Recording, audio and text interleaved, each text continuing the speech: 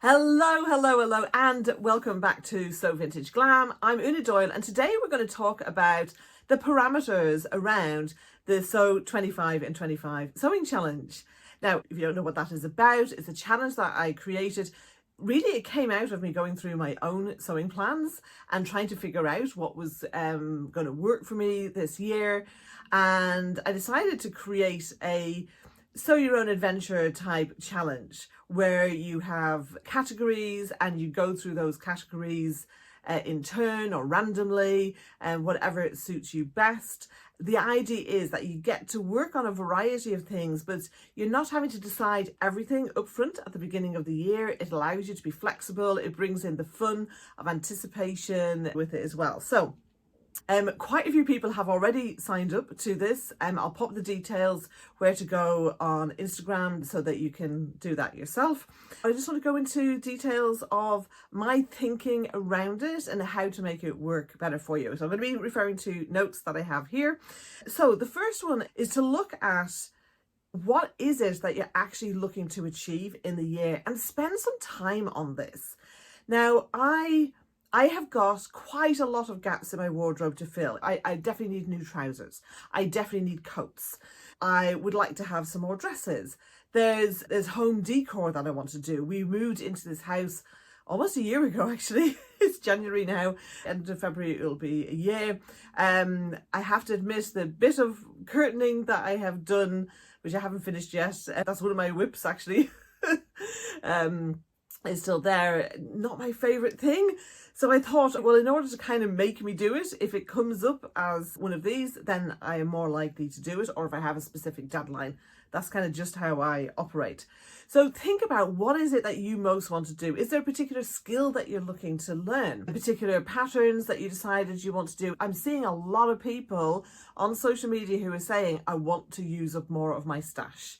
You know, I want to get that stash level down, and I can relate. I have a lot of stash over here. So think about, what is it that's most important to you to then allow you to then put those into categories, right? So, and I'm going to do a separate video just talking through my categories, my thinking behind them, how I'm prioritizing things, how I've structured it. I actually have one category has subcategories, so I will kind of spin and select one, and if that one comes up, then I'm going to go and probably spin again. However, there are some times when you may not do that because you have some fixed commitments, whether that's a date. So for instance, I would definitely like to sew a new dress for my birthday. I currently have a couple of projects that I've been working on, and I wanted to get those done and kind of just include them in the challenge. And they do fall within one of my categories, so that's absolutely fine. So if you have these kinds of priorities, then those things need to take precedence. The great thing about this is that you're doing it over the year. So you've got time to be more productive or less productive, or hang on, there's a few things I need to get done here. And then I can go back to this, and that's absolutely fine. So these are kind of the non-negotiables, the things that take priority. So whether it's an event, a gift, etc., etc. Okay, so now when you select the category type that you're going to be working with, the next time you come to choose it, take that out. So whether you're using pieces of paper in a bowl, or whether you're using a spin the wheel type app or website, then by removing that category, it can't come up again until at least the time after. Now, there's two ways you can go about this, and it's totally up to you. As I said, this is a Sew Your Own Adventure type challenge. So you can take it out and leave it out until you have used up all the other categories and then put them all back in. Or you can take it out that once and then put it back in.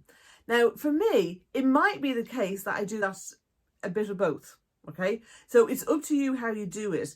The whole point of this is to keep you sewing, keep the momentum, and for you to achieve what it is that you want to achieve without ignoring the things that, you know, aren't happening. So for instance, say I have a thing come up from scratch. Okay, so that's where I'm using up my stash, making something from scratch, and I take that out, and maybe I get a scrap buster, and then I put it back in again, and then I get another from scratch, and then I take it out, and then I get something else. So maybe I'll have taken out the scrap buster. But if you find that the category you want isn't coming up, then maybe you need to go round all of them before you put them all back in again. So use your own judgment on that. I just want there to be a sense of anticipation and excitement in what you're doing. And, that's a way to keep that going for you.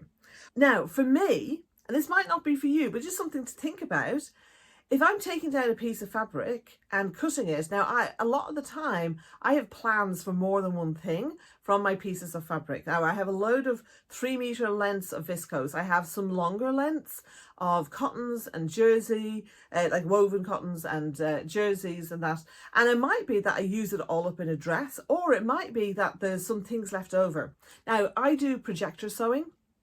If that's something you'd like to know more about, let me know below.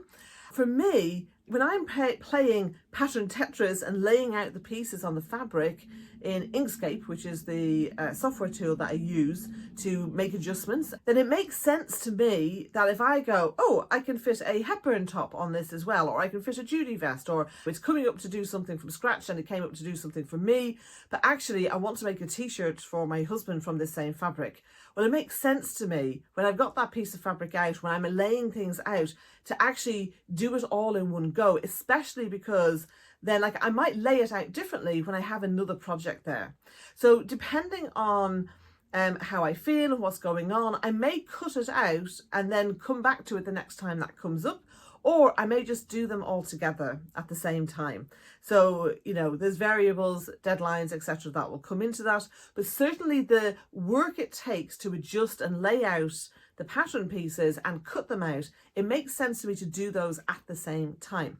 So that's one thing that I'm going to do. That makes sense. Okay, here's another parameter. If something comes to mind that I'm really excited by, I'm going to do that next. I want to make sure that I'm tapping into my intuition, that I'm tapping into a feeling of excitement. And one of the reasons why I wanted to do this kind of a challenge instead of a make 9, or instead of these are all the things I'm going to make during the year, is because I know I will get excited by new patterns coming along. Like right now, I'm in 2 Patreons, Gertie from Charm Patterns and Tuppence Halfpenny, okay, both vintage styles that I love. I want to be able to, if it's an appropriate time of year and it's a gap in my wardrobe and I've got the right fabric in my stash and a new pattern comes out that I'm excited by, I want to be able to do it. And I think sometimes if you put things on hold, you can lose the excitement for it. Like one of the things is the Gertie Society dress, right? It's a knit dress, it's got gathered yokes, it's got a midriff, it's got a flared skirt, beautiful 40s style knit dress. Everyone tells me that's like secret pajamas. I love it. I think it's really going to suit my body proportions. I have got several pieces of fabric that I can use. This was released January, a year ago? No, this was released 2 years ago. Okay, 2 years ago, and I still haven't made it. I did start to twirl it, and it's in my whips pile, my work in progress pile, because I had a few issues with it, but I've not gone back to it. So I think, if I can capture the excitement of something in the moment, then I would like to do that. So that may be something you want to make one of your parameters or not. You don't have to adopt exactly these for you. It's about you being clear on what are your parameters for the way you're going to work the challenge. Now this is another one that's perhaps quite personal to me. I use an app called Stash Hub. I'll drop a link down below. In fact, you can actually get a month free at the Plus membership with this link and code. I'm in the process of transitioning from a different app to this one. Now, in my old app, I have tons and tons and tons of projects, but with this challenge and in how I'm working going forward, I'm only going to add a project to the project section in Stash Hub once I'm actually going to make it, as in this is one of the next 2 or 3 projects I'm going to be making. And the reason is that in the past I've had ideas, created a project, and then I ended up with tons of projects, and it just got really confusing, and I want to keep that section of the app really, really simple and focused. There's just an idea section or inspiration sections, so I can use those to capture the ideas that I've had, because to be honest, I change my mind a lot about what I think I'm going to do, right? So, so that's for me. Okay. Here's the other thing is that for me, that when I've completed the pattern adjustments and made something, and made sure I don't want to make any further adjustments, particularly if it's the first time I'm making it, then I want to add the completed file as an attachment to Stash Hub. And the reason for that is it means I can go into Stash Hub in my iPad, I can download it and project it straight away. It just makes it a lot easier for me to do. Right, so I talked about perhaps having 2-3 projects on the go. For me, that is the way things work. It's so funny. So I'm a business coach in my day job. And quite often I will advise my clients to really narrow down their focus, because they're often trying to do too many things all at the same time, to narrow down their focus and to get things done before they move on to the next thing. Within reason, right? So particularly when it comes to lead generation, you know, new projects, new offers, things like that. And I kind of applied that to my sewing, and I was only doing one thing at a time. What I found was, by having that in my head, if when I got stuck, I just ended up not sewing. So I changed that, and I now have, I now have 2 to 3 projects on the go. And I think 3 is probably the number limit. I think I think we can hold 3 things in our head. I can have 3 things out and about. And yes, I might look a little bit cluttered, but I'm not getting into massive, you know, work in progress, unfinished object, UFOs territory. So I'm going to have a maximum of 3 projects on the go at once. That will work for me. Now, here's the final parameter that I'm having for this challenge, which is if I've just made something and I'm still excited by it, then I can make another one straight away. Now, I want to do this for a few reasons. I don't actually think it'll happen that often. I think the nature of me is I want to do something new when I've finished. However, I do really like to pattern repeat. Now, interestingly enough, what I'm wearing here, this is a ready-to-wear cardigan, which I thrifted, but this is the Hepburn top, okay? I've got the sleeveless version of this. I would love a sleeved version of this. I love the pussy bow. This is the first time I've done the pussy bow, and I really like it. And look at that pattern matching, isn't it great? And I really like this, and it's actually really nice for wearing with cardigans. For me, I do a lot of work from home. I'm on video calls all the time, and it's just nice to have something of interest on my upper half that can be seen on camera. So I would definitely like to make more of these. And I have 2 or 3 other Hepburn tops without the pussy bow. If I've made something, I've twirled it if necessary, I figured out how to do it while it's fresh in my mind and I'm excited by it, then absolutely I can just do another one. I don't have to go back to spin the wheel to the next category. I can't imagine that happening more than once at a time. I can't see me making 4 or 5 of the same thing straight away. I've tried doing batch sewing and it works to an extent, but I don't think I'd really do more than a couple of things. And it might be the case of, oh, I've made one, I have the wearable toile, it's brilliant. Actually, let me cut out these 2. And I probably would do that where I would do step by step for each one, okay? Because I think by the time I got to the end of it, and the other one is there cut out, and then I'm like, oh, I'll get around to that. I don't want to do it again right now. I want to do something different. So yeah, if I can, I want to capitalize on that. I think it's important, particularly because so many patterns, particularly here in the UK, they're expensive. I want to maximize my results from them. And more importantly, I want to maximize my time. I've got narrow, slopey, rolling forward shoulder adjustments. I quite often need to kind of have a different shoulder, bust, waist size and grade between sizes. So it makes sense to me to capitalize on that time to make something multiple times, if appropriate, if I have the right stash and I'm excited to do so. Now, you've heard me say several times during this about it being fun, about it being excited. What I don't want is for this challenge to turn into Now, the one time that might happen is probably with scrap busting.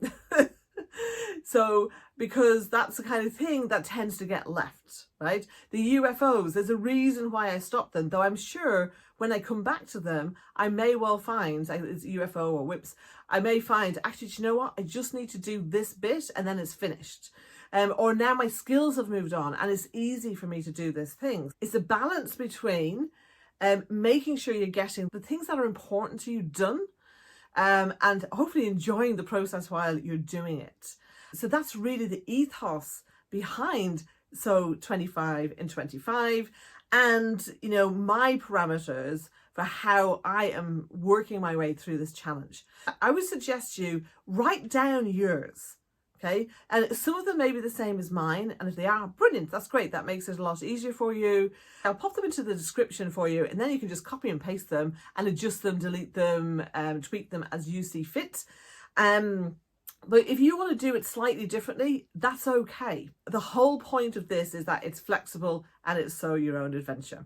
Okay, let me know, what would you do differently than what I've talked about in terms of the parameters? The one thing I would suggest you don't do, which I've seen 1 or 2 people do, is where they've made a list of 25 things, and then they're planning to sew their way through those. I would suggest, unless you're the kind of person that will work for, I think for a lot of us, we like the idea of that, but then we're like, oh, actually, I don't want to do that now, or I now want to use this fabric for something else, or, oh, this new pattern's come in that I want to do.